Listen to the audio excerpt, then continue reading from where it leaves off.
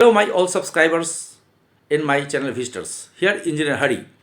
How to calculate the area of steel? To calculate the area of steel, इस video में देखने जा रहे हैं कि हम एरिया ऑफ स्टील को कैसे कैलकुलेट करते हैं, particularly in the reinforcement concrete works. So to determine the area of cross sectional area of steel of each bar, आपको एक एरिया की स्टील के बार को निकाल लेना है, उसके बाद नंबर्स ऑफ स्टील बार को मल्टीप्लाई कर देने हैं। तो इस तरह से उस total area of cross sectional area of the steel आपके आ जाएंगे। तो इसके लिए एक फार्मूला होती है पाई डी स्क्वायर बाई 4। यहाँ डी का वैल्यू एमएम में हो सकती है, ये डी है diameter of the steel bar, और डी का वैल्यू एमएम में रखे या डी का वैल्यू सेंटीमीटर में रखे तो उसकी एरिया निकलेगी। अगर एमएम में रख रहे हैं तो एमएम स्क्वायर, सेंटीमीटर में रखें तो सेंटीमीटर स्क्वायर।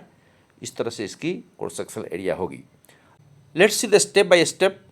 तो यहाँ पर step by step break down करने के लिए सबसे पहले नंबर 1 में जो स्टील की डाया है उसको आइडेंटिफाई करिए, क्योंकि आप बीम में पाएंगे कि वहाँ 20 mm भी है, 25 mm, 12 mm, 8 mm, सब तरह की स्टील के बार होती है।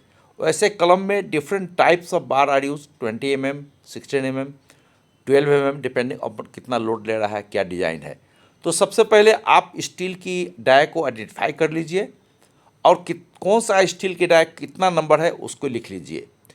मान लिए कि जो 16 mm के है वो 4 है, फिर 12 mm का मान लिए कि 3 है। इस तरह के जो भी है उस नंबर सब अच्छे से आप एक नोटबुक पर लिख लीजिए कि 3 12 का, 4 16 का, इस तरह से आप लिख लीजिए।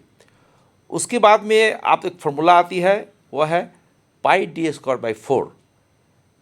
तो पाई डी स्क्वायर 4 का अर्थ हुआ कि पाई तो 22/7 हुआ, एक कांस्टेंट है।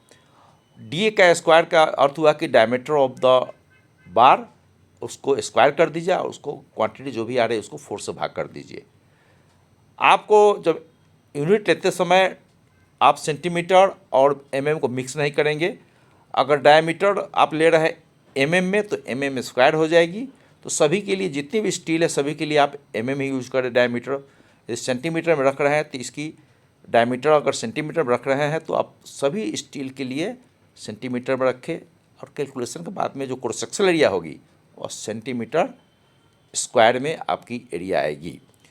तो अलग अलग जैसे कि नंबर्स ऑफ बार, एक का क्रॉस सेक्शनल एरिया आप निकाल ले तो मल्टीप्लाई कर दीजिए।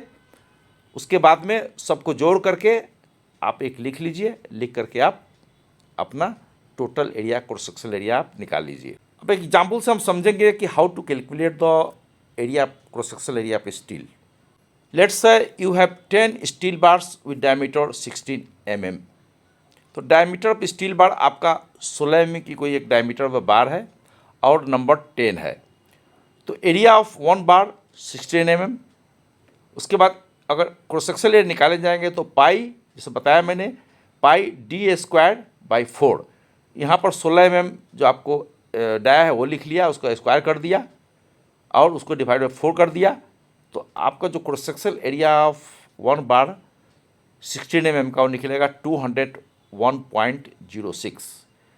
तो आपकी 10 स्टील के बार है तो 10 को इसे 201.06 से अगर मल्टीप्लाई कर देंगे तो आपकी total cross sectional area of the steel bar of 16 mm diameter आपकी होगी 2010.6 mm स्क्वायर। इसको आप 2011 भी ले सकते हैं, नो प्रॉब्लम।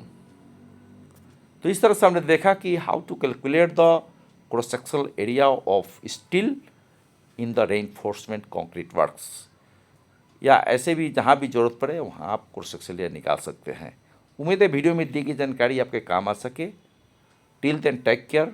यदि आप चैनल में नए हैं तो अपने like and subscribe button please डालिए ताकि आने वाले सभी वीडियो आपको मिलते रहे। कुछ रह जाए तो कमेंट कीजिए ताकि अगली वीडियो में इसको इंक्लूड कर सके। हियर इंजीनियर हरि, जय हिंद।